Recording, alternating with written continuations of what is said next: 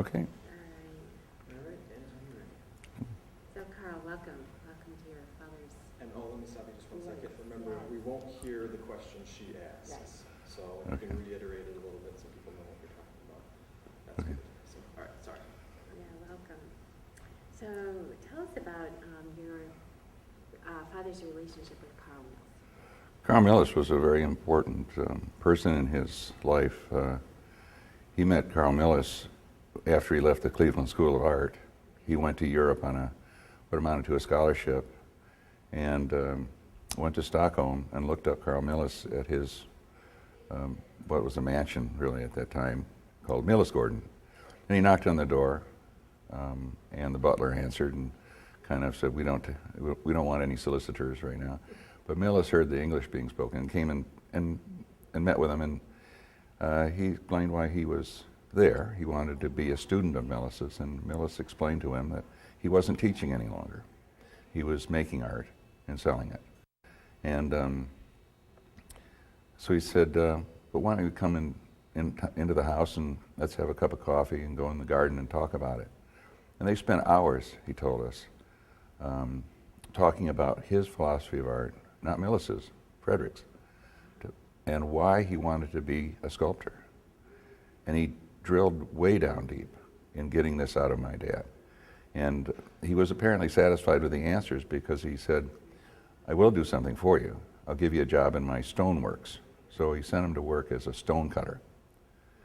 And that went on for some months, and because he was the new guy in town, spoke English and was very social, he kept seeing more and more of Millis, and they became very close. And at one point, Millis said, it's time for you to leave here, and I've arranged a tour of Europe for you. So for the next 6 months, he went through Copenhagen and Paris, and eventually ended up in Munich, studying at these schools or working for patrons that Millis knew. And after that, he left Europe, found his way back to Cleveland, and was working in the Cleveland School of Art again as a teacher. Millis, meantime, had moved to the States with a whole bunch of sculpture that he had produced and was looking for buyers. For example, the train station in St. Louis was a big buyer of his work. At about that time, at Cranbrook in Bloomfield Hills, Michigan, George Booth was asking Saarinen, the architect, should I build an art school, a library, and an art gallery, a museum? And he said, well, sure. Well, who's going to run it? And he said, I have just the guy for you. You should go to Chicago and meet with Carl Millis, who's there selling his sculpture. So the story goes is that Booth went to Chicago, interviewed Millis, said he'd be perfect for the job, and but Millis, at first rejected him because he said, I have all this sculpture to sell. And George Booth said, well, I can solve that problem, I'll buy it from you. And that's why there's so much sculpture of Millis's at Cranbrook, the big pieces. Yeah. So in 1983,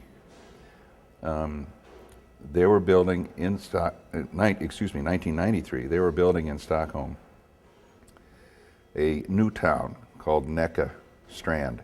It was on the site of an old factory that was making two-stroke engines. It had gone into decay and decline. And as the Swedish do, they do these completely from scratch new towns with all the art and milieu that, the cafeterias and the exercise facilities that the Swedish demand of the builders. And when they got around to what kind of art should be in this place, they hired a woman named Silla Jan, whose father was the director of the National Museum, and she is an art consultant for many years. And she went and looked for something that was suitable, and she was going through the archives at Millisgården, and she came across a sculpture that he had drawn that he was originally going to try to sell to the United Nations. And it was basically a stainless steel arc with water coming from it to form this rainbow, and at the base was an angel, a Gabriel, throwing stars up to God, who stood on top of this thing, who was then putting the stars into the universe. Sort of a Swedish story of who invented the universe. And she sold this concept to the financiers behind the project and to all the people that were involved, and they approved it. And they knew that Millis had worked on the figures in small scale, and they found them in his storage rooms, but they needed to be made into large scale. This is at least 75 feet high, the arch. So to make everything in scale, you'll have a 7-foot Gabriel and a 12-foot God, or something like that. And so it's very large pieces. So the director of Millis Gordon, Stefan Carlin, said you should go to the source, go to his disciple Fredericks, who's worked with him for so many years, basically from the time he first met him in Stockholm to the time he left America in 1954. So this woman called up my dad and said, "Hi, this is Silly Jan, and I'd like you to do some of Millis's sculptures. Are you familiar with this project?" And he said he was. He'd seen it in 1946, and but he said, I'm old. I'm finished. It's hard for me to work as hard again, so I'm going to pass." And Silly Jan came back to him and said, "Marshall, you really have to think of this as full circle." And my dad said he had to think about that. And eventually he agreed to produce the 2 sculptures, which he did, and then ship the plaster models to Stockholm where they were cast. And then in 1995 it was installed, and there was a big celebration. And I went over there with a friend of mine to play golf and to fool around, but I went to a lot of these meetings. And one that was most poignant was a meeting at Millis Gordon for a dinner party they put on for him. It was a long table, and it was in the atelier where he first met Millis and was interviewed by him. And so it brought back a lot of memories, and he started to talk about these memories at the end of the table, and he told us about the interview session and so forth. And then he continued to talk about how he had evolved his art after the war. When he came back from the Asian Theater in 1945, late in 1945, he couldn't dream, he told us. It was probably post-traumatic stress syndrome, because it was a tough job he had. But he was still a fine artist, so he set up his own studio. He didn't go back to Cranbrook, and he started to make make art out of people's requests, primarily the architects. Okay. So the architects would say build a building in Detroit or on the university campus at Michigan or Ohio State or wherever they happened to get the jobs under the GI Bill, and they wanted adornments on these buildings, and the architects would say we want a series of reliefs on educational subjects, and they'd go to Marshall and say, "Make these," and he would draw up some sketches, and they would accept them or not, and then he'd make them. But they weren't his art, he told us. He wasn't satisfied. It was his craft, but it wasn't his art. He wasn't dreaming about these things. And he said he didn't start dreaming again until 1950. Wow. And that's when he started to do these really big monumental pieces. Since he was so well embedded in the architectural community, it was kind of a slam dunk, because at that time there was a lot of building in Washington, D.C. and other cities, and the architects had a lot of power by just insisting that the financiers or whoever were putting the building up would look at their suggestions of who should do the major centerpiece or the big sculpture out in front or whatever the opportunity was. And so he would come up with these ideas and pitch them to the commission that was building the State Department building in Washington or the city county building in Detroit. And sure enough, he started winning these big commissions, and that's when his business really took off, was the early 50s. And it's because of his strong relationship with the architects, I think. Yeah. And that he had, and timing was very important. I mean, having all that money pouring into the system with the GI Bill meant that an awful lot of government buildings, including university buildings, were being put up to handle the load of servicemen coming back from the theaters. So I think you have to look at that and analyze, you know, how he sort of fell, and not only with great skill, but how he fell into the machinery that kind of works to put public art in public places. Yeah, sure. And so I thought about that a long time, and I may be, you know, a little off, but I think I'm correct that this is really the engine that started it all, and that carried him through for many decades. And as his reputation grew, so did, you know, his desires to do things that were so uniquely his, like Star Dream in Royal Oak, Michigan, was actually an original sketch for the Cleveland War Memorial. Really? But it was a little too risque at the time. Okay. So he did the Phoenix Rising kind of man for Cleveland, but he always had it in his head that he wanted to do that piece. Yeah. And he did finally talk the city of Royal Oak into commissioning it. And that's why that's there. It's the same with Black Elk, which is a piece that was his last really big piece, and it's 20 feet long, 8 feet wide, 13 feet high, and it shows Black Elk, which is a shaman of the Lakota Sioux tribe, who lived from 1872 until 1944, I think. And when my dad was growing up as a kid, he grew up in Rock Island, Illinois, and so they traveled often into Iowa and lower Wisconsin and Minnesota, where the Lakota Sioux are. And he met a lot of these Indians in his boarding school, and he became infatuated with the Indian philosophies of, you know, their ties to nature and animals. And so he always seemed to have a wish in his heart that he could do something that would really represent something important with an American Indian overtone, and that was Black Elk, which he did one copy of. One large, really big one was cast, and it was sold to a banker in Detroit, and he actually had it on display in front of his banks for a while, so his bank office building. So it's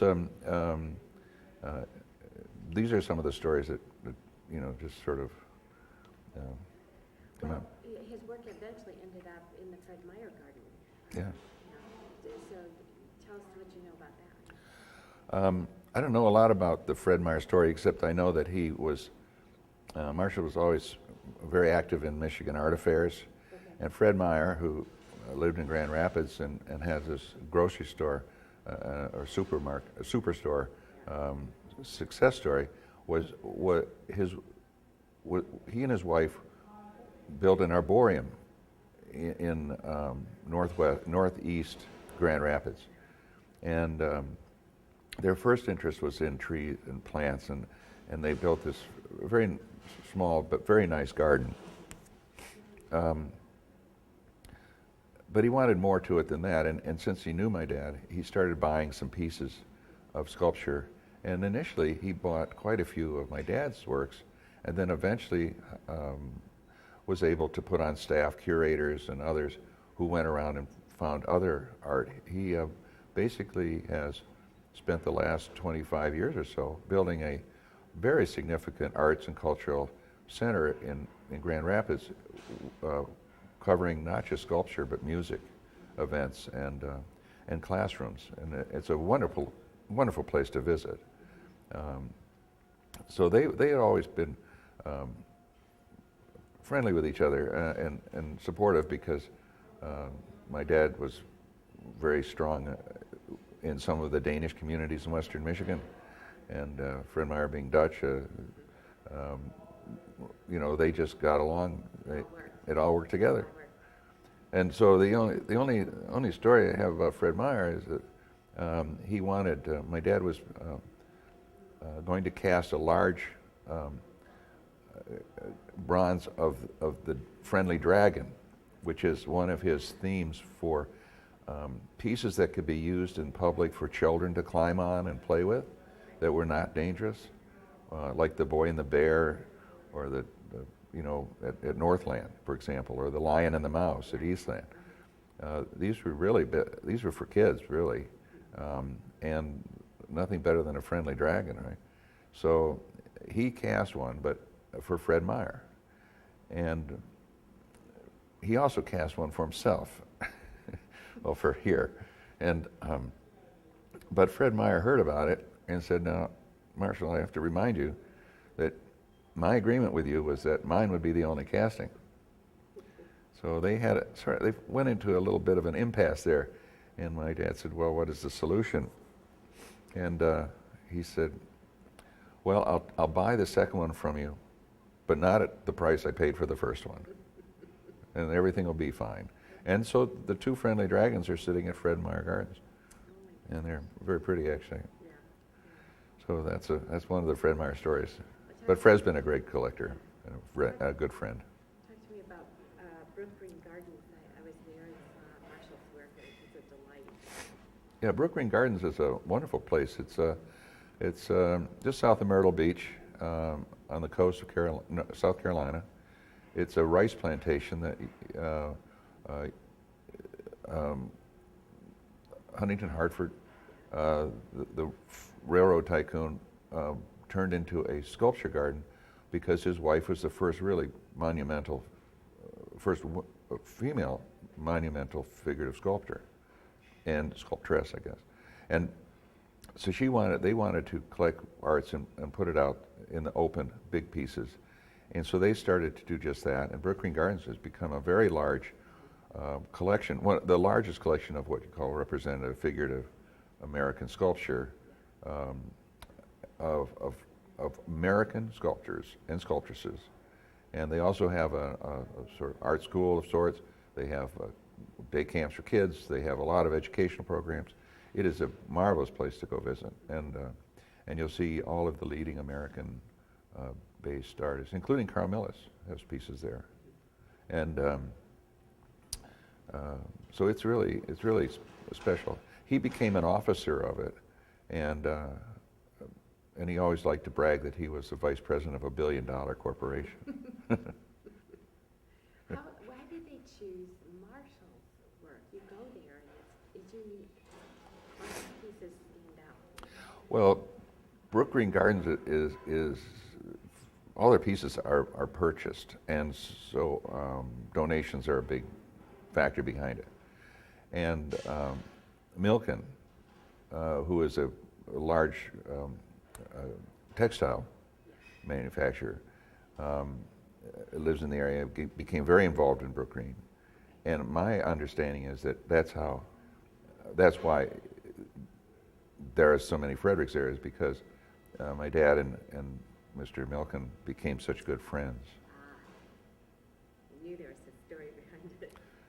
What's the connection with Alden Dow? Well, Alden Dow was an architect. So like And- Marshall's work?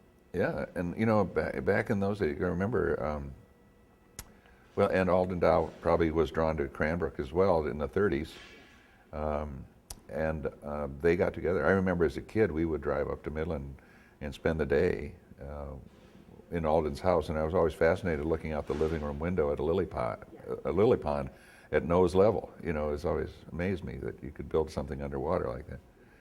But Alden was a very gentle man, a fine architect, and when he was down in the Detroit area, he'd always drop in, and they socialized quite a bit, I think.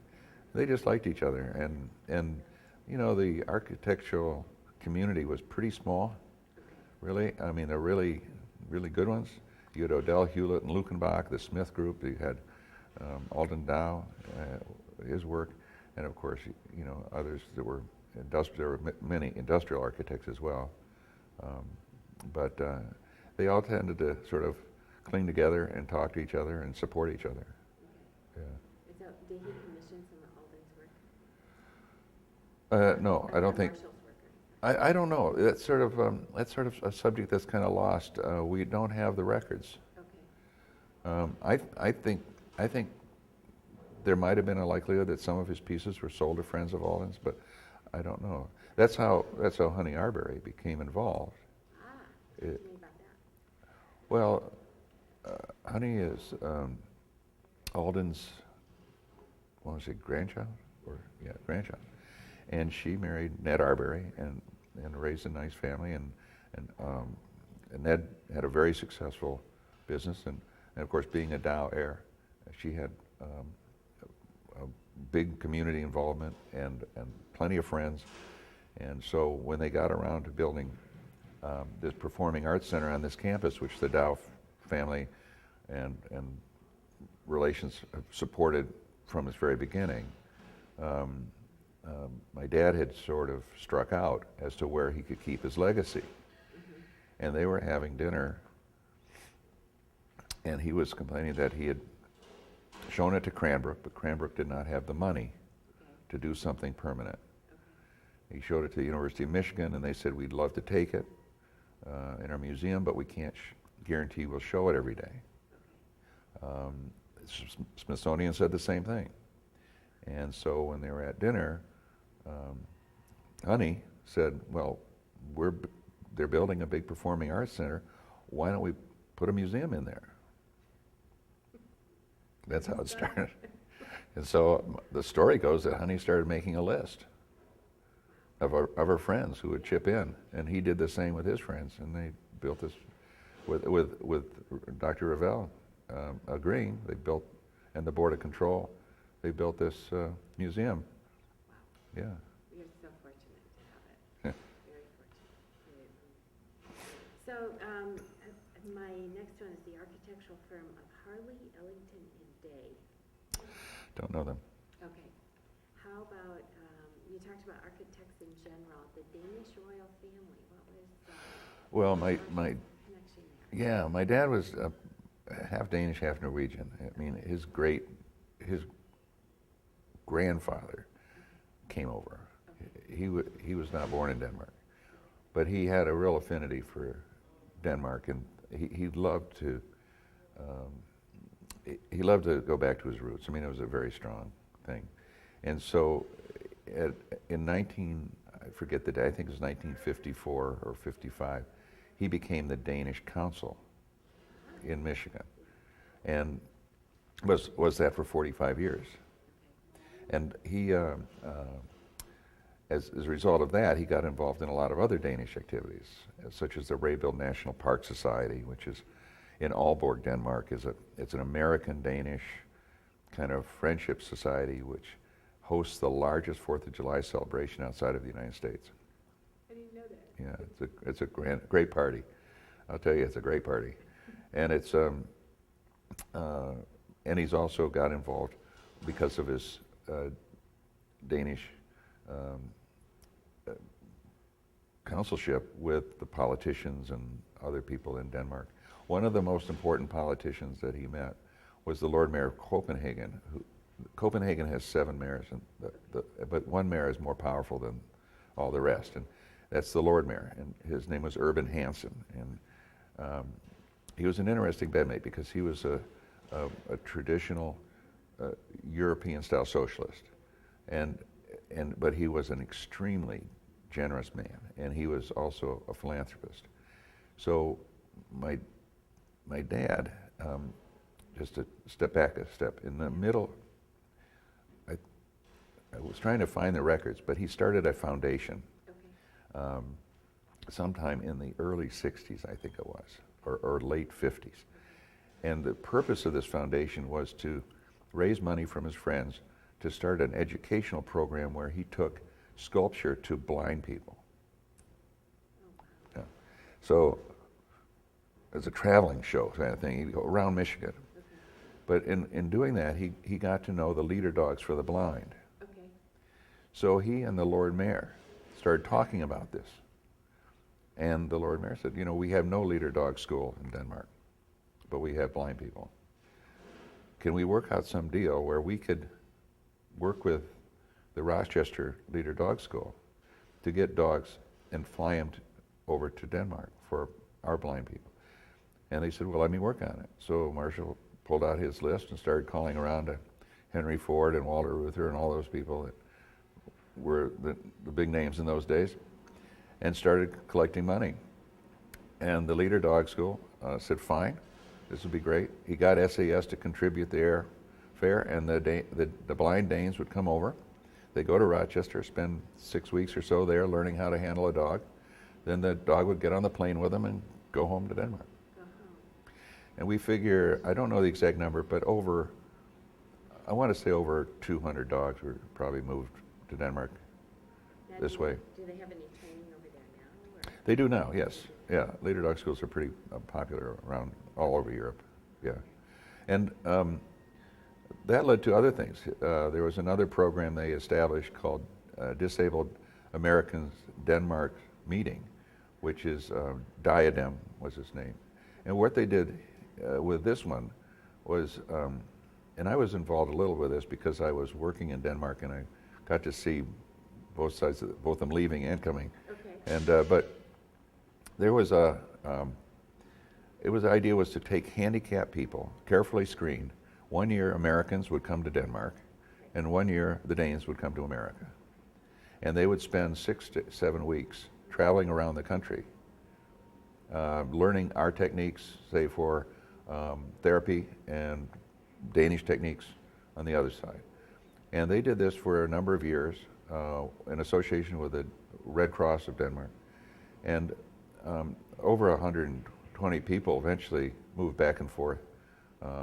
And it was incredible how much this meant to these handicaps, because it gave them a lot of hope that they could do things and travel when otherwise they might have just felt they were stuck. And with these charitable and humanitarian things that were done, caught the eye of the King Frederick at the time, when they were getting going, and he was knighted by the King of Denmark. He was also then he received 2 other knighthoods of different grades from Queen Benedicta after she succeeded to the throne. So he, with his humanitarian work, his political work, and his sculpture, they awarded him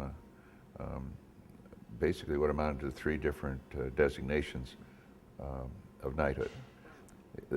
These aren't hereditary, by the way. Unfortunately. He also received a knighthood from King Olaf in Norway, and after the installation of the God on a Rainbow sculpture in Sweden, King Carl Gustaf awarded him a knighthood as well. So I think he might be the only American sculptor to have, won the hat trick, 3 knighthoods. And there's a funny story about that. When he got the Swedish knighthood, I was in Stockholm, and he said, I've got to leave to go home, but I want you to go to this place and get me a copy of the knighthood I received. Because there are some black market copies, mostly sold by widows in Sweden.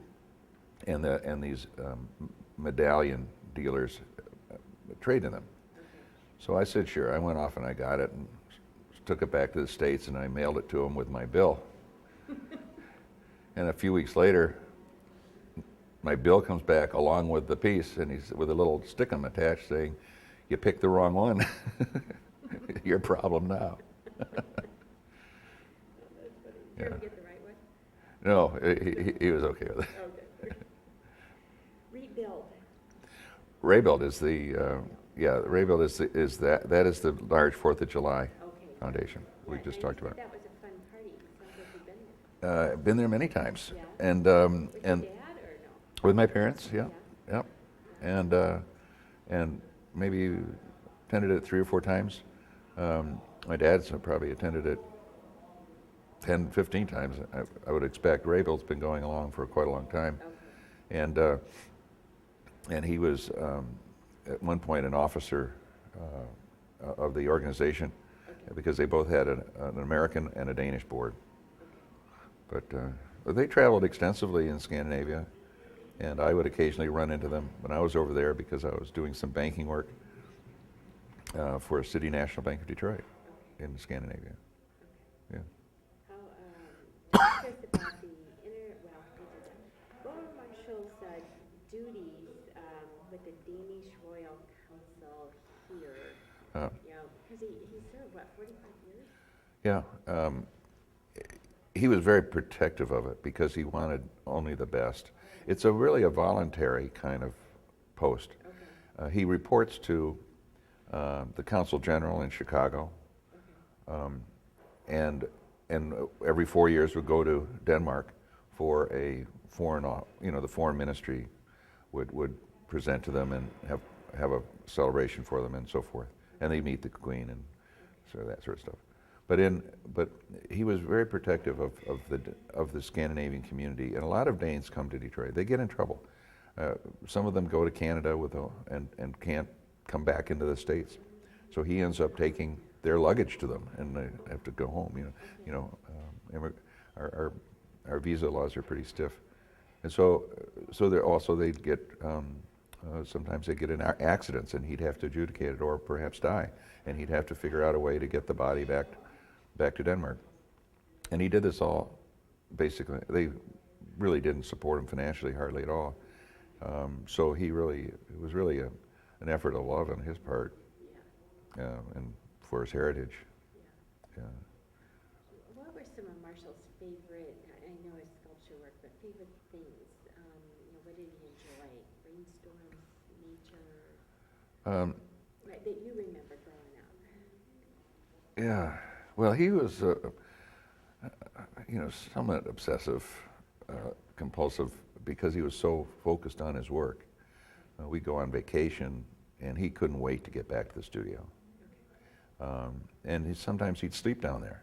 Middle of a project, he'd have his, say, plaster casting, a really big piece. It requires a lot of skill, and you have to do it in one continuous flow.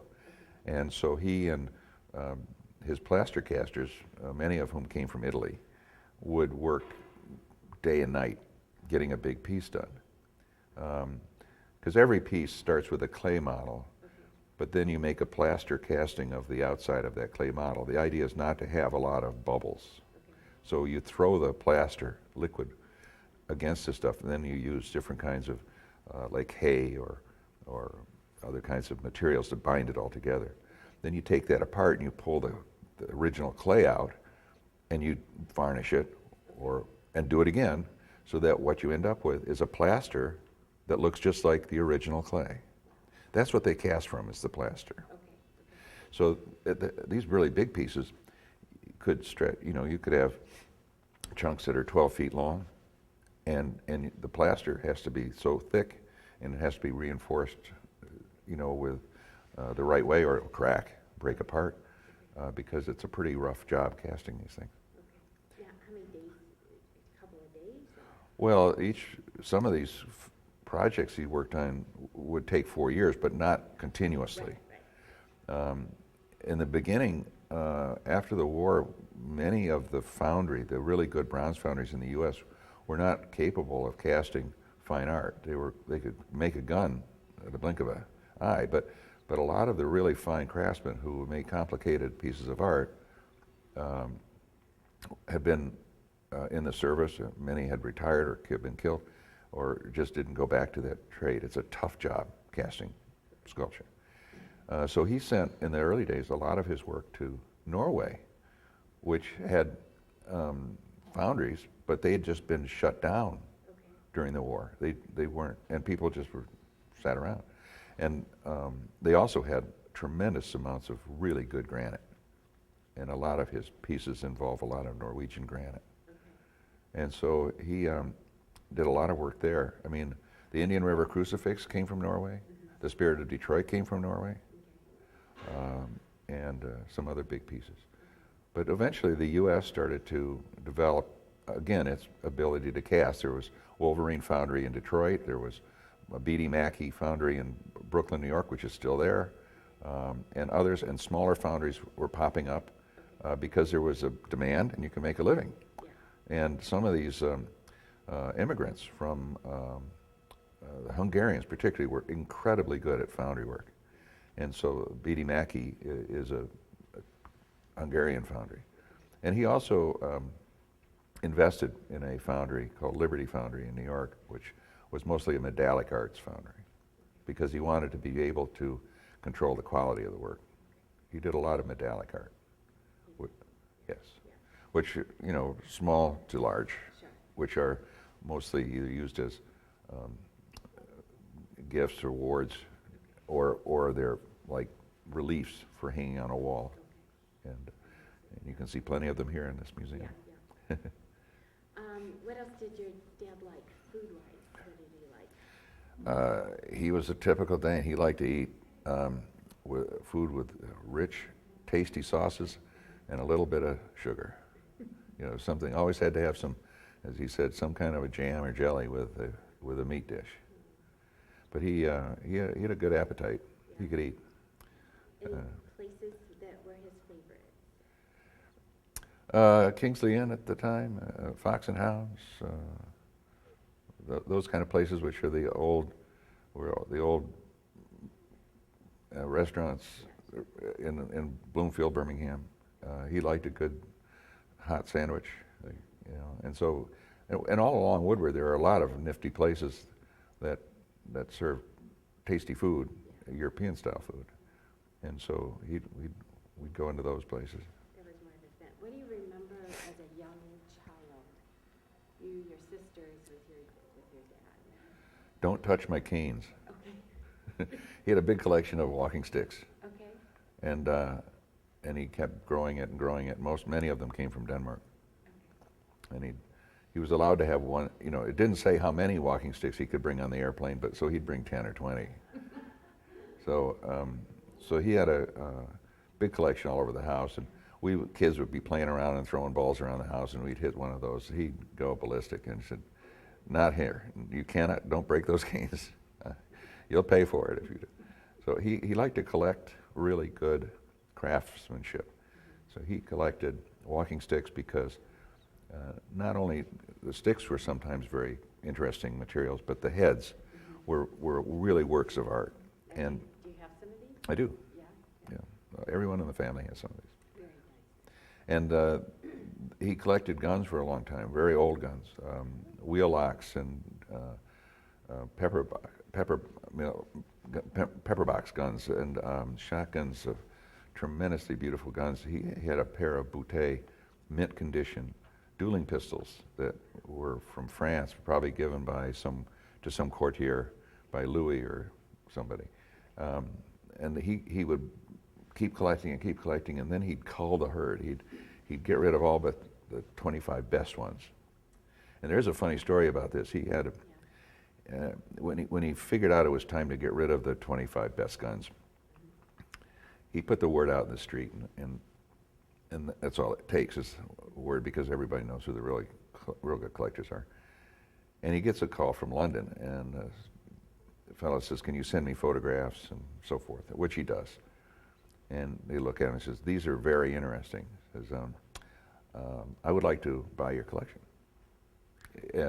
subject to a couple of things, that they be inspected in person by one of my agents and so forth.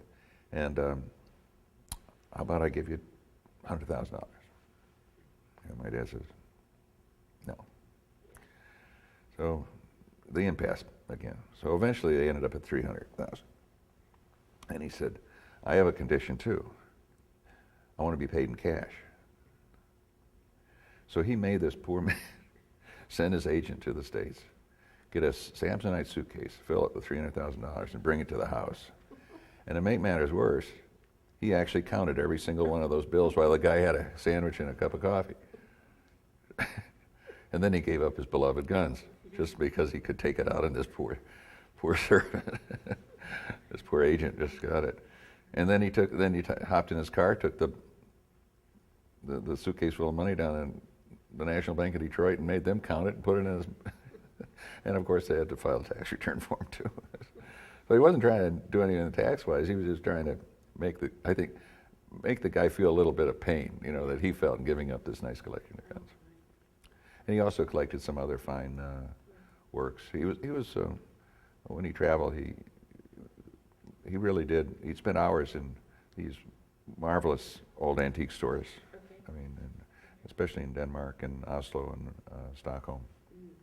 Yeah, and but I'd say much of his stuff. Some of his stuff was museum quality. Some was just very, very nice decorative art, and a lot of and after he passed away, a lot of that those items were sold at auction. Okay. Yeah. Did you have a favorite piece that you held on to? Yeah, we've held on to some. A few pieces that meant something to us individually. One I liked in particular was a German hawk made out of silver and bronze. So it was quite a big silver-plated bronze. It's quite a beautiful bird, and it's from, I think, Silesia, and the craftsmanship is superb. All the feathers and such are very detailed, and it's and my wife and I like birds anyhow, so So that works. good to have around. Any particular piece that your dad was working on as you were growing up, you would see that you liked either, or? Yeah, we went down to the studio quite a lot as kids, and we'd play with. He had an old sausage maker, where you put the meat in and it grinds it out in big tubes of sort of ground beef. Yeah. And he bought one of those at some kind of a auction somewhere in Detroit and used it to make his clay. No kidding. So he'd stuff big blocks of clay in this thing, and they squirt them out as sort of like fingers of clay, like sausages. Yeah. And then he'd take those and start to work that clay into his pieces. So we'd go and run the machine and get our fingers of clay too, and we'd make little elephants and goofy little gadgets and stuff. So it was quite fun to do that. But he wasn't a big promoter of us getting into the business. He said that just has to come from within you. It's a very hard business to really make a really good living at, and I think he appreciated too that a lot of his success was timing, and these unusual relationships that he developed, and it didn't hurt that he had great talent. I mean, and he did a beautiful the Barber Fountain in Detroit was commissioned by a man who wanted to build a monument to his wife. It included an aviary, and the gazelle, surrounded by 4 smaller pieces of different kinds of basic animals. Grouse and a hawk and a rabbit, an otter, and so the Barber Fountain, as it was called, he submitted the gazelle to a competition in Philadelphia in, I think it was 1938, and he won gold medal, and that put him on the screen, especially the New York screen, and he was contacted by the city planner, whose name is Jones, to prepare some kind of a sketch or suggestion for what could be put up at the New York World's Fair in 1939 in Flushing Meadow. So he happened to be working on his monkeys at the time. He liked monkeys. He thought monkeys were a little cooler than humans, easier to deal with certainly. And so he had been working on these baboons, and so he put a series of 5 baboons together, and he did the small models. And these are just, maybe 1.5 feet high or something like that. And he showed them to Robert Moses, and Moses looked at him and said, "What are those?" And he said, "Well, they're your board of directors, so I'm told."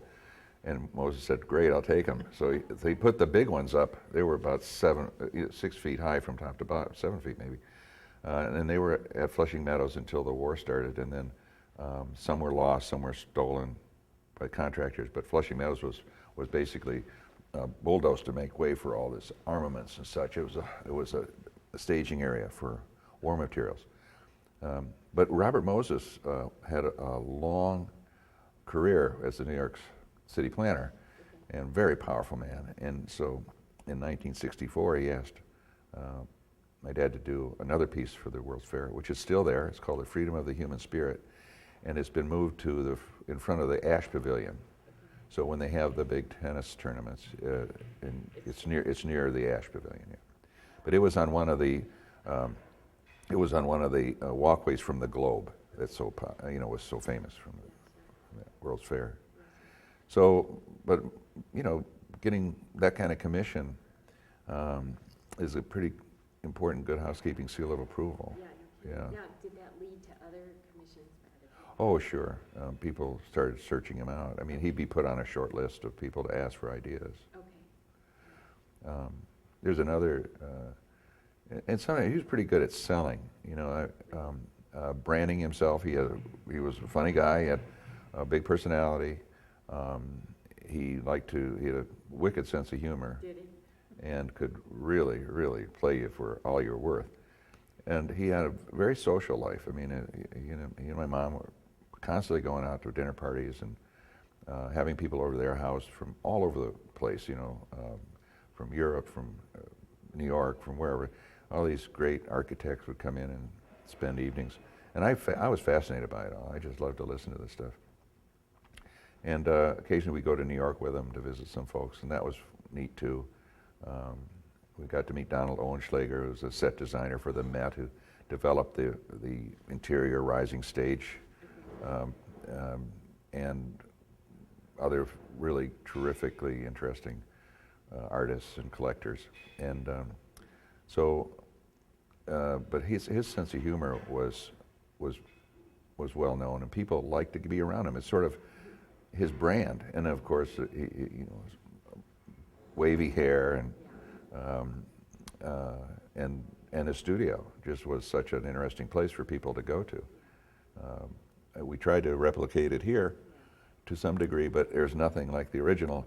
But that is probably the thing I miss the most, is going down to that studio and smelling it. You could smell the clay, the chemicals, and it was just it wasn't a jumble. He knew where everything was, but there's every kind of tool known to man in there, and including chain falls like we have here, which we saved. And it's a shame we honestly couldn't have put more of it up here, but space is limited. But that was people loved to go and visit with him there. He spent lots of time with visitors, and they'd come in unannounced. People would come to his door, knock on it, say, I have some art I'd like to show you, and he'd maybe help the guy out and buy it from him to give him a leg up so he could maybe get a meal or whatever he had to do. So that occasionally happened. Now, how did your mom influence? Well, I think they got married in 44. 43, and then he was shipped overseas. So when he came back in 45, they started to reside in Birmingham, and he decided, the big thing was he decided not to go back to Cranbrook. He decided to go and start his own studio. So he bought a little farm at 13.5 Mile Woodward, and the farmhouse was just a little farmhouse, and that was his first studio. And then he built basically a brick mason atelier, which was tall enough to hold the big pieces together. So, and occasionally he added, down the road, he added some other buildings next to it for doing some of the metal work, like for the Ford Auditorium project, which he had to have a space he could lay it all out on the ground, because those were big pieces, and it was a different style of work. It was not sculpturing like you do with clay and stuff like that. He was actually metal bending and screwing pieces together to create these scenes. Like in Graining Hall, those two on loan from the city are the two end pieces of that Ford Auditorium project. I take it. You've been No. talking quite a while. What time is it? About an hour. Oh, good. Let me go grab some water. The Prismatic Club is a Detroit-based literary club, Okay, like the Bohemian Club in California, okay. which are put together around the turn of the century in many, many cities as reading clubs. It's a neat place to go. I was never a member, but I went several times as a guest. And what happens is the members would sit around and would be assigned tasks, like Banker Bob, you're going to do hornblower at the next meeting. So Banker Bob would have to memorize hornblower. And so you'd have Banker Bob in a stiff suit get up, loosen his tie, and belt out the hornblower. It was hysterical. And of course, it was all lubricated by bourbon and branch water. But it was a lot of fun, and it allowed your inner self to kind of come out. And some people would tell jokes. Some people would tell adventures, travel stories that were adventurous, or talk about, making sculpture or something, or something else related to that. So it was a pretty large organization. It had probably 50 to 100 members, and kept cycling along. And I believe it's still around today. The other was the Scarabs Club, a Scarab Club in Detroit. Bill Bostic, who was the director of the DIA for a while, were very close. And the Scarab Club was really more toward the focused on the arts. And it still has a little building downtown. And then another club he belonged to, which he started with a group of other buddies in sort of the Royal Oak, Birmingham area, was called the Poet Society. Okay. And it still meets as today, as we speak, every Friday. It started out meeting at a little Mexican restaurant in Royal Oak, and then it moved to the Hunt Club in Bloomfield Hills. And basically everybody goes in, pays for their own meal, and they talk and just chat. So it's a luncheon club. And there's no membership fee, there's no rules, except you be nice. Well, why the Poets Club then? Well, they call it the Poets Club because Dick Thomas, who was the chief designer at General Motors, came up with an idea that they wanted a name that was acceptable to the rest of the family, so to speak. And so when he said, "Honey, I'm going off to the Poets Club," what it really stood for, piss off early, tomorrow Saturday. And it's a great organization. I mean, it was great because you could go to this thing and, Don Peterson or Gerstenberger or Smith or any of these auto guys would wander in and out, and then you'd have all these artists and these manufacturing guys, and it's just everybody's just talking. There's no agenda, no meeting, No poetry. and no poetry. It's just buy a sandwich and talk about what's happening. Oh, that's great. And I'm told that it still goes on. That the younger guard has kept it going, while the old guard is now either mostly retired or passed away. But Marshall started that. He and a group of guys started it in Royal Oak at that Mexican restaurant. Oh, my goodness. Yeah. Okay. And it was Dick Thomas he did the first tie. He did a club tie with a guy smoking a pipe with his feet up on a drafting table, and that was those were popular ties. I have some of those actually. I started a small chapter when I was in London. It only lasted for 3 years. I guess I was the only light. So when I went out of town, they went out of business. It went on the business. But it's a good idea to have a club like that. Oh, it is. And then he also belonged to the Circumnavigators Club and the Royal Society and some of the more important clubs. And he was very fascinated by all this emblematic art, that the sashes and the boutonnières and the marks of your membership. And he had about 100 different organizations that he had, basically plaques from saying you're a member of the Knights of Malta or the the eastern region of the Western Sahara or what it just went all over the board. But he was fascinated by all that, all the calligraphy and the artwork and the mysticism of it all, and I think that got his creative juices going. I mean, he really liked that mystique stuff. Okay. And So he was a member of these clubs. Now, when they traveled, of course they went out to eat and saw the places, but did he have kind of a focus to, his trips? his trips were almost always related either to his work in Scandinavia Okay, or sculpture. okay. I mean, we'd go on vacations to Florida or someplace like that, but he didn't feel comfortable sitting for long periods of time on the sand. No, Yeah. no. So what do you remember, you'd go to school, come home, you'd probably go down and see Marshall work, but... Well, they're a traditional family. We ate every meal at the table Okay. together. Okay. Sometimes lunch was in a pantry or something, but we'd usually have breakfast at the dining room table, and we'd have dinner. And we set it up when they moved to the home on Lake Park in Birmingham in 1960. He actually built in a buffet sideboard so that we could actually fill our plates up. There was 5 kids and to have 7 people, and usually we had guests. So it was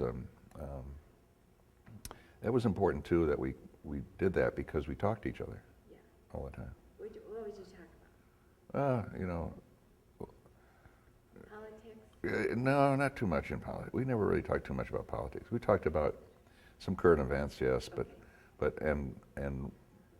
about some artist that came in, or some architect, or somebody, or we talk about our school, what we were doing in school, and we were constantly harassing each other because kids are kids, Yeah. and he'd sort of harass us back for being noisy, but. So what's one of the, you said your dad had a wicked sense of humor. Do you remember a joke he played, or? Well, I remember once he was going to a dinner party, and he had a really nice piece of armor, headgear for, it was medieval. So he wore that and a tuxedo. That's interesting. But he'd also he loved to sort of just get people going on something and then shut them down, But especially we were vulnerable because we were kids. And my mother sometimes had to put a stop to it. Stop it. Now it's getting a little cruel. A little cruel. Yeah.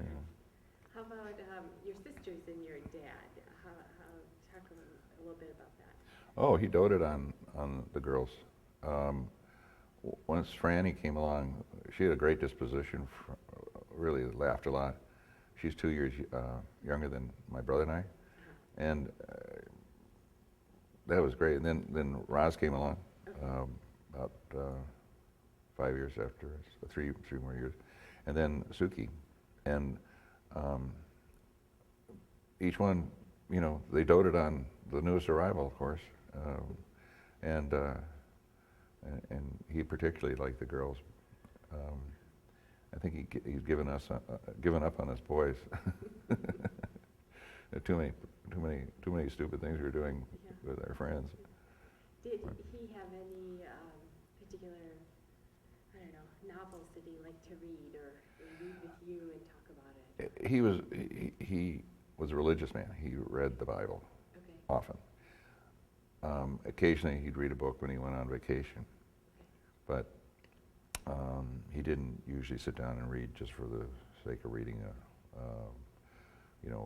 Pulp Fiction or a novel or something. Yeah. He would occasionally read something that was intellectually stimulating,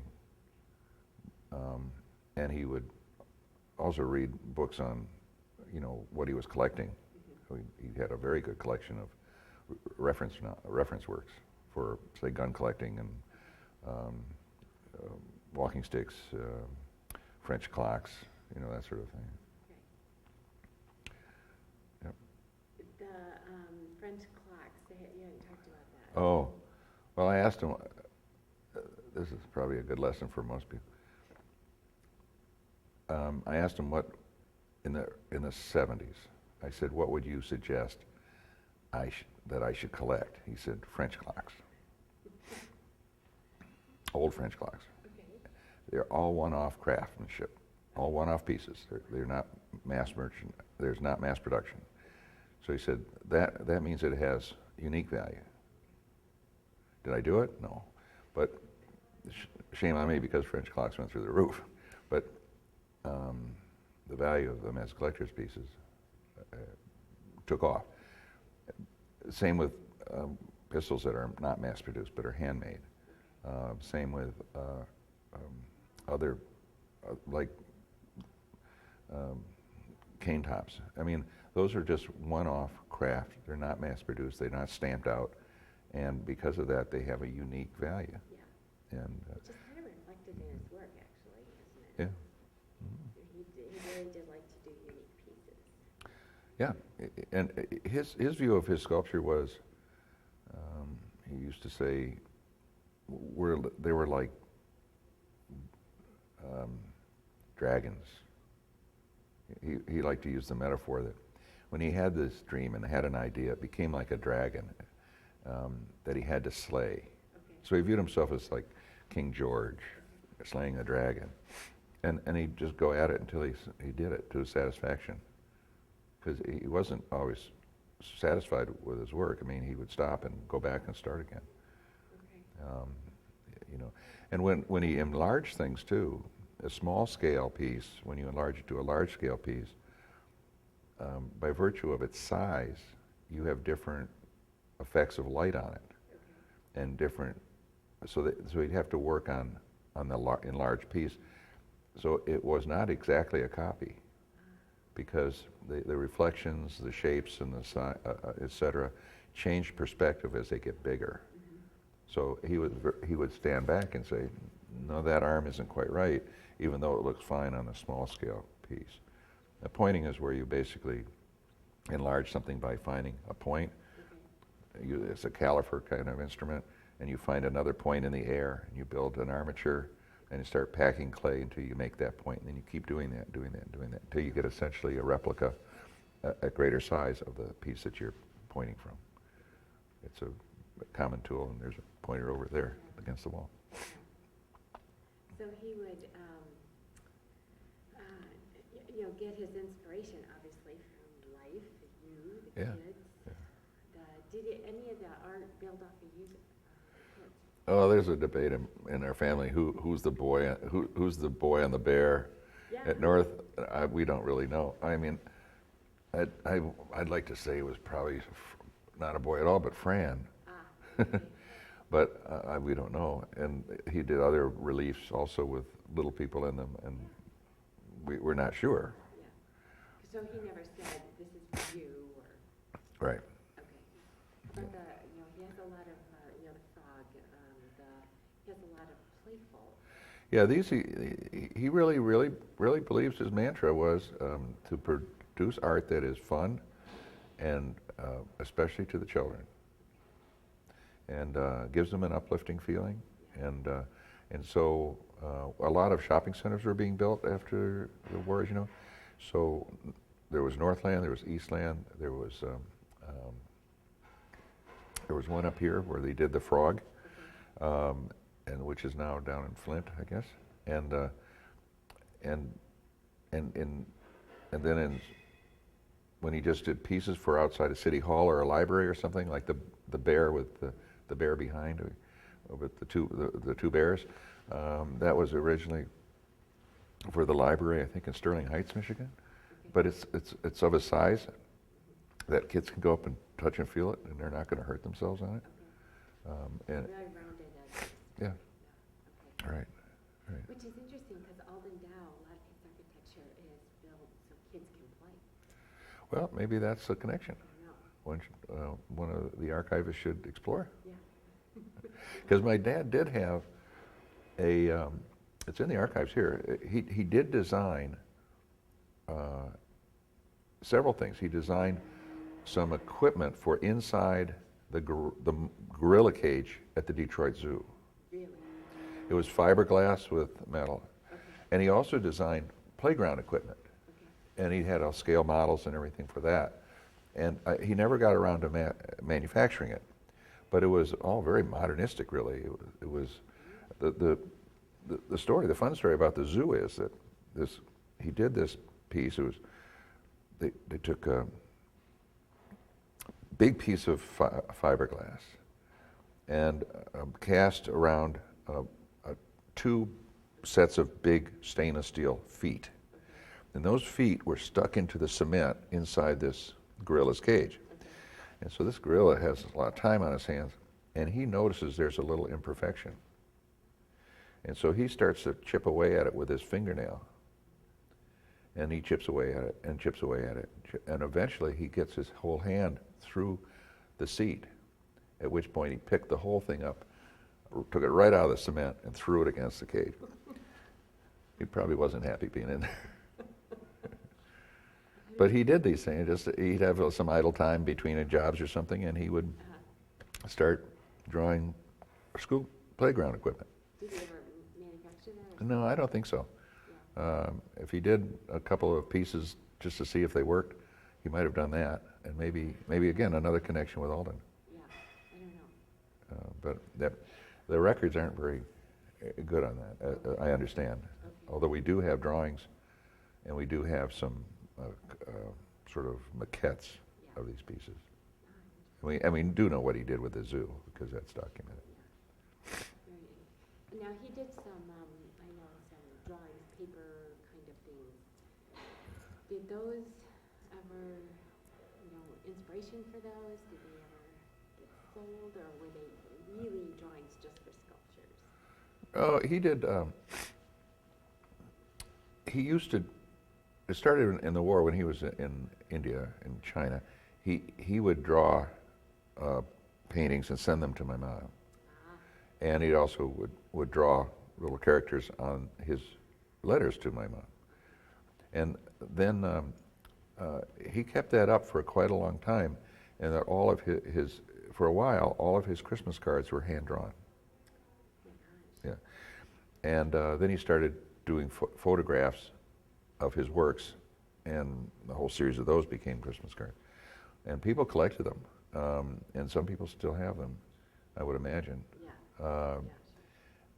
But he was going to do a children's book about evolution, showing 2 little kids in a cave full of dinosaurs and stuff.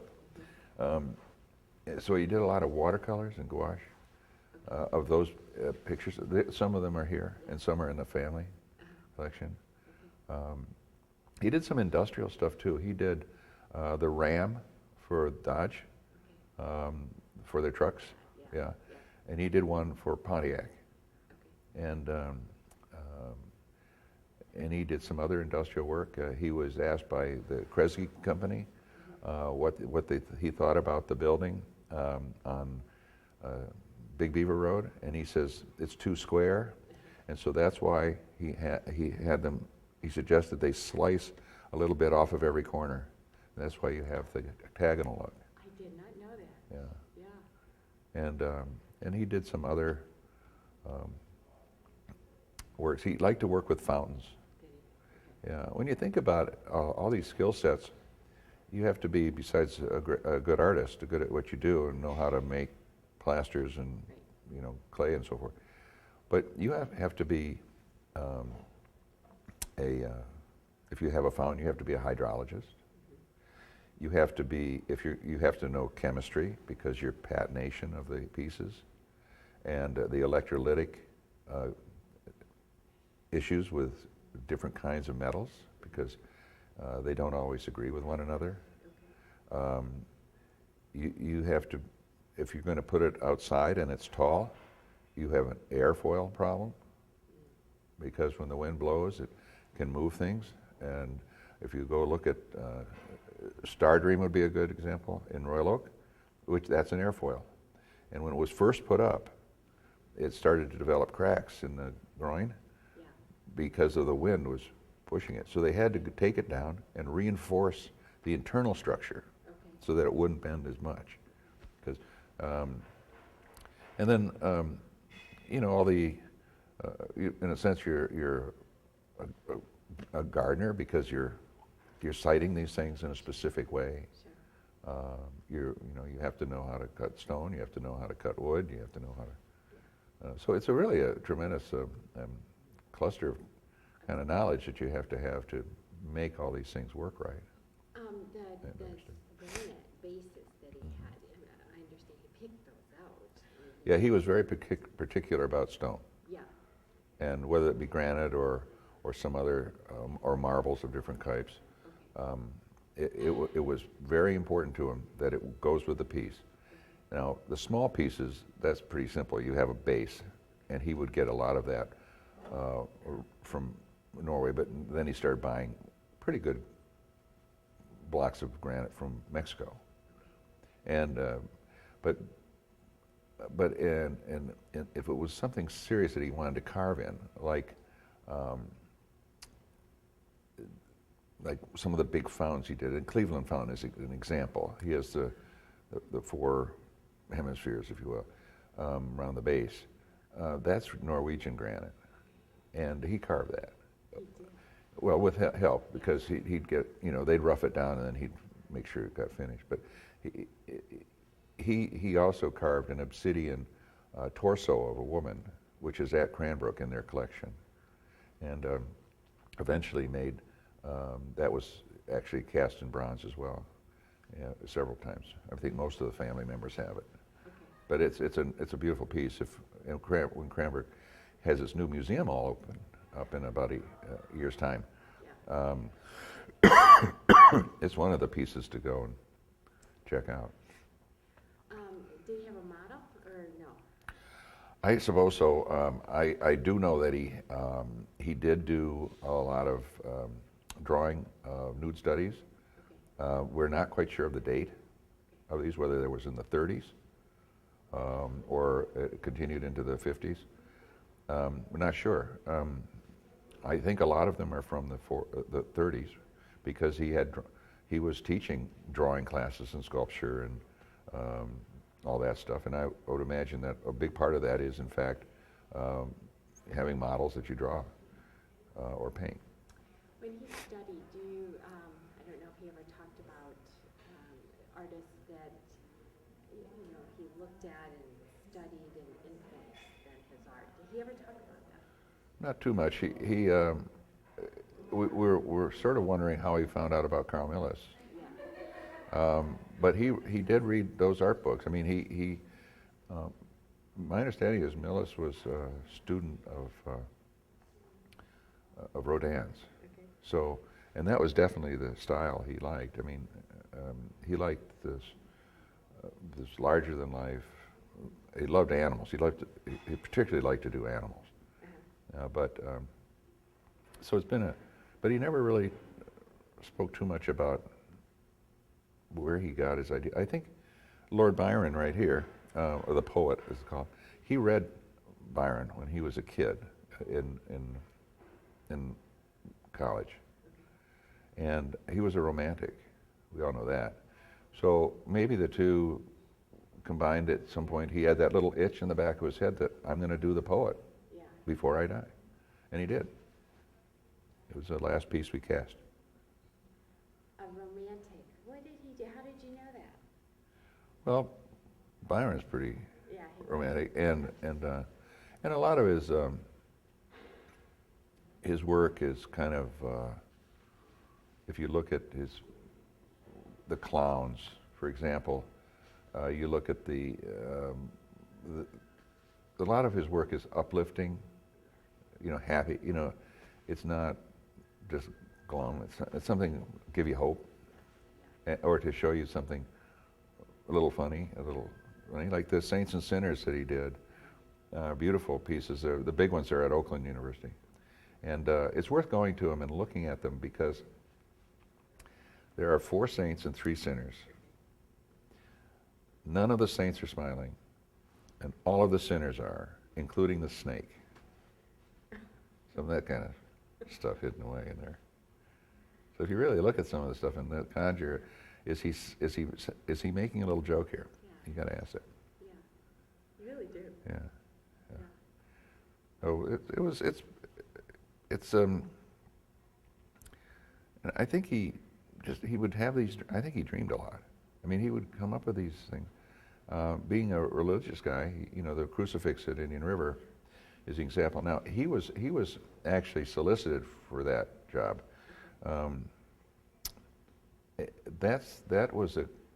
Indian River is in the western diocese of the state of Michigan, which is Grand Rapids. That's where it's headquartered.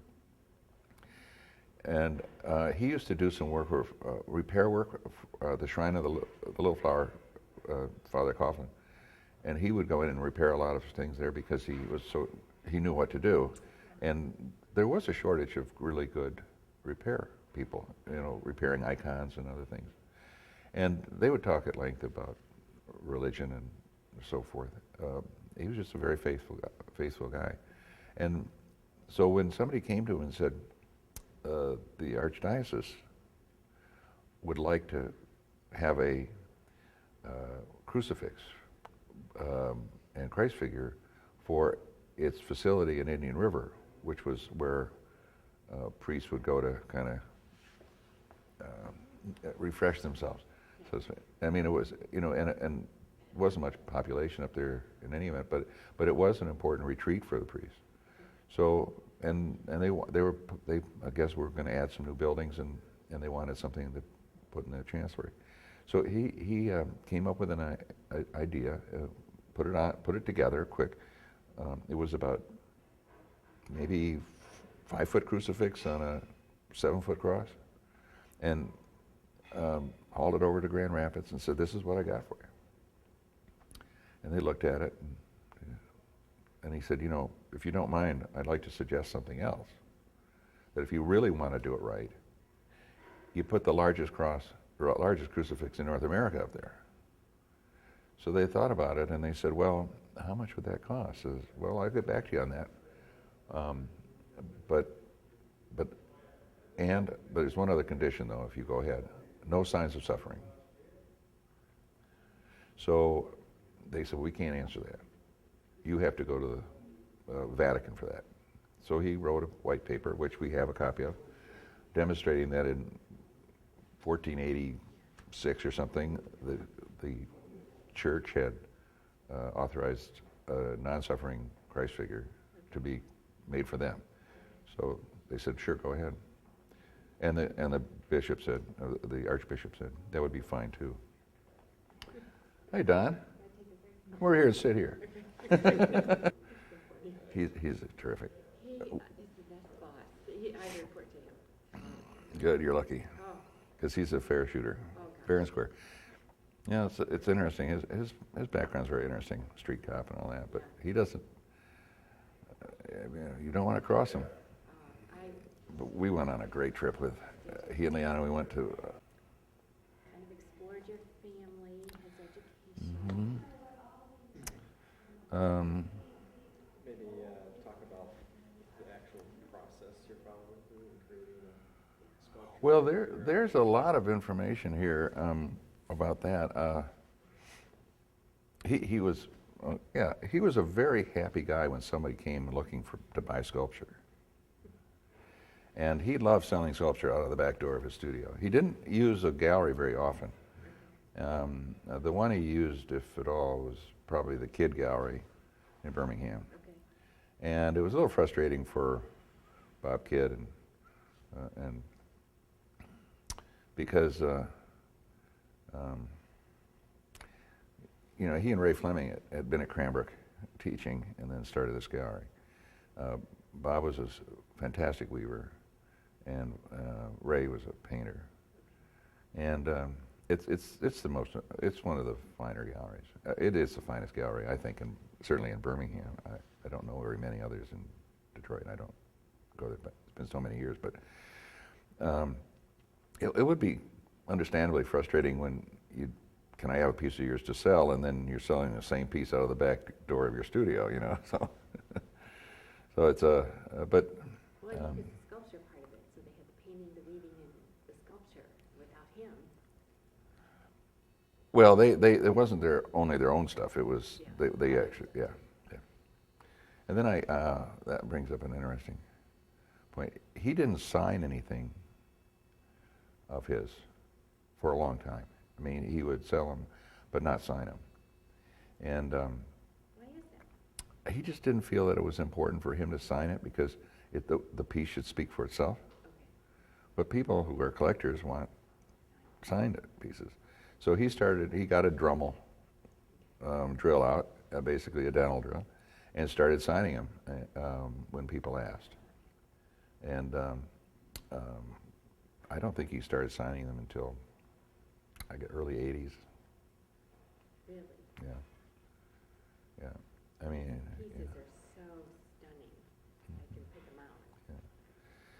so we, it was, of course, but in reality, the pieces do speak for themselves. Yeah. Smithsonian, tell us about his relationship. I don't know really much about it except that anecdote with Honey Arbery. Okay. And I don't know what his relationship was with the museum at the University of Michigan. I know that he did some adornment work in the administration building there, as he did at Ohio State and in the Rackham building downtown and Veterans Memorial Building. He did the Eagle plus the plinths along the side that recount the wars, at least up to that point in time. And that brings us to the Jolly Green Giant. He was when he was told in the morning that some kids had taken a couple of giant footprints, and marched it across to the little Italian girl in front of the gas company. He thought it was hysterical. And of course, there was one particular politician who thought it was just horrible, and insisted on who was going to pay for the mess and clean it up. Didn't have much of a sense of humor, but it turns out that the students had already covered that base by calling the maintenance department and how much would it be to wash up the street. It was all over and sent them the money. So that pretty much shut her up. But it was, he got a kick out of that because it meant that somebody was having fun with his stuff. Yeah. Somebody was having fun with it, and that's what he wanted them to do. And so that's. Yeah. And he did quite a few religious pieces. We have out here the Christ and the Children. That was is the aluminum one? Yeah. That was at the Dallas Library. Okay. And just a commission piece. They said, we'd like to adorn this building. What do you think? And probably went through the same RFP that was arranged by the architects to have the powers that be decide on what they wanted. Okay. And when that library was demolished, they were going to just simply, they took that piece and sold it to a scrap merchant. And we heard about it, and immediately went to them and said, would you donate it to the museum? Yeah. And the guy says, yeah, if you pay me for its value. So we had to pony up money, but we were able to save it from the wrecking ball. Yeah. We've saved a couple of things that way. What other pieces? Well, a lot of this stuff is in the public domain, and it just isn't being maintained. At the old railroad terminal, they had a spectacular history of transportation, and we were able to get that removed, and we put it in. We sent it to a museum in Baltimore, Railroad Museum. Okay. So it's there. I mean, but somebody had to do that, and my brother's been pretty good about helping that work. It's like taking the pieces out of the Ford Auditorium before they were vandalized, and storing them, which we did. And then we successfully arranged for a loan to put them up in Greening Hall, but also there's another piece that's left, which is the history of the Ford Empire, which is 120 some feet long. So there's limited places for that. Is that in storage at the moment? It's in storage right now. Okay. Yeah. So we've been contributing money to help restore these pieces so that they can be rehung. Yeah. There's a limit to what we can do because there's just too many of them. Sure. There's some pieces in Birmingham that probably need conservation as well. And we're concerned about the Barber Fountain in Belle Isle because it's just been mothballed. It's sitting there. And it needs restoration. Probably needs some work on it. Yeah. But they're not going to turn on any water. So, it's just sort of, I'm not sure what the status is right now. Yeah. They did restore and conserve the Indian River crucifix recently. Right. They raised money themselves to do it. That was good. That's really good. What we'd like to have is a really good catalog of where everything is around the country. We don't really have that. At least I not that I could say here it is and here's all those pieces. It'd be nice to get some kind of a group of maybe interns together to scout it all out and see where all these pieces are and in what condition they're in. Yeah. Brook Green Gardens we know takes very good care of its pieces. Other places such as Myers does, of course. There's some private collectors who do have a big collection of his work that take care of them, right? It's the ones where you're dependent on the city government's budgets and such, where things get a little bit difficult.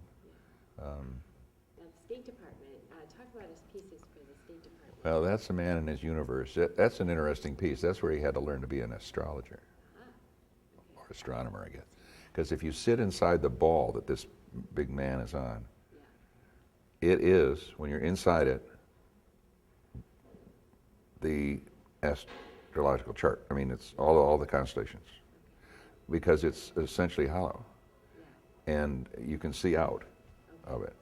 So it's like a grill work almost but it's when you're inside, it is the sky. You can, if you were, looking at it at night with the light coming from the outside, little dots that show up as constellations and Milky Ways and this and that. So he must have done some pretty decent research. Yeah, he did research on everything. Yeah, he had a lot of research books on things. Particularly, when he got into this astronomy thing.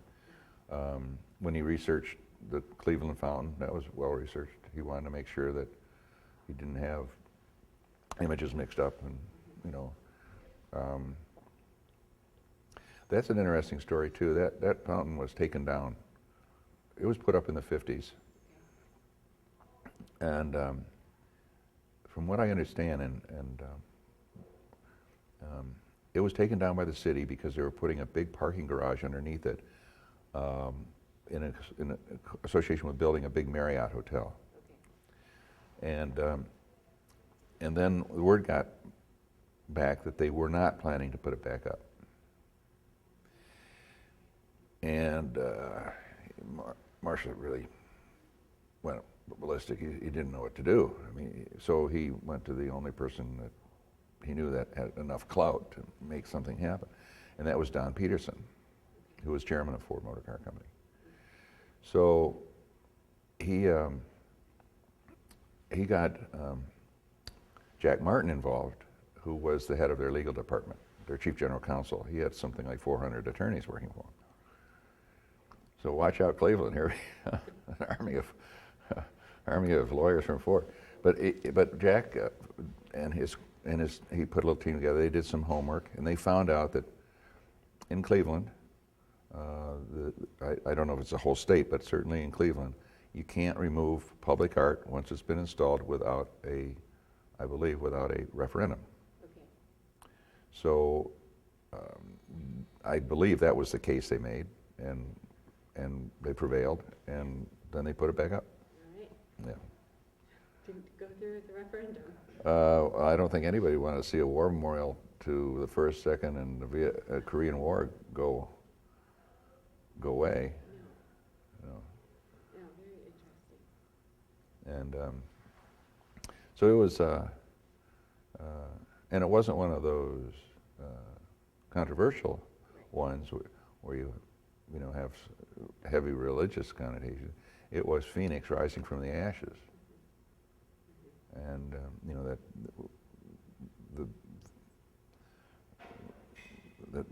the good stuff prevailed, and so forth. So One of my favorite little ones that he did is the little otter. mm-hmm. What got him interested in otters? Well, he was where do these gazelles roam?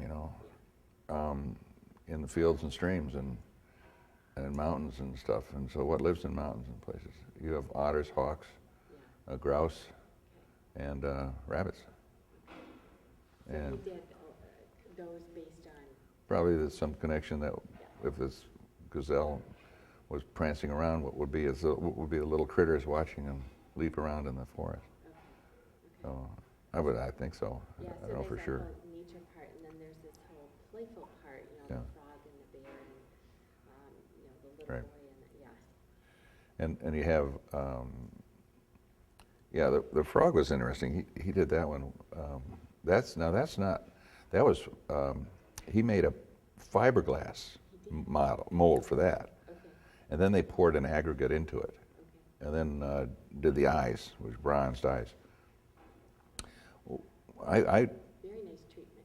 Yeah, I suggested to him once, and just no money, and I had no ability to probably fulfill it. But I said, why don't we take the fiberglass shell and make a fiberglass one, and then cut out a window and put it on a Volkswagen chassis, and drive around with it. And he looked at me like I was nuts, and it never happened, of course, because I didn't have any money, and he wasn't going to pay for something that stupid. But it would make a pretty neat car. It would make a very cool It would probably sober up a lot of drivers.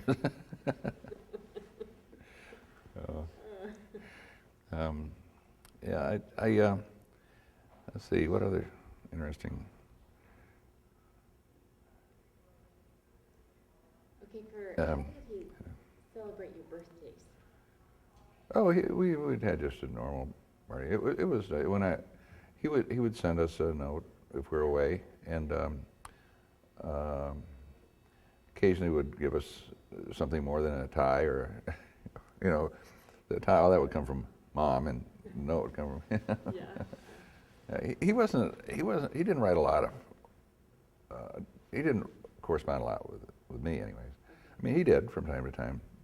If I was overseas or something like that, he'd send us a letter every so often, and that was nice to catch up. But he wasn't a big letter writer. I don't think. I mean,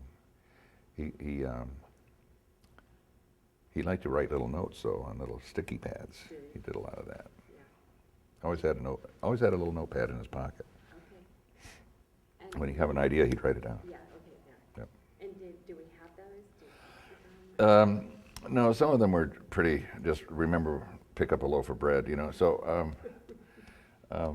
but we do have some of his correspondence in his notes. 200 was 100 or 200 linear feet of correspondence, drawings and other ephemera. That's a lot of paper, and they're going through it a little bit at a time. And now they're going to digitize some of it so that it can be accessed by researchers who don't have to necessarily be here to do it. It also protects the originals doing it that way. That's a big project. And Marilyn has gotten a very nice grant to help work on that.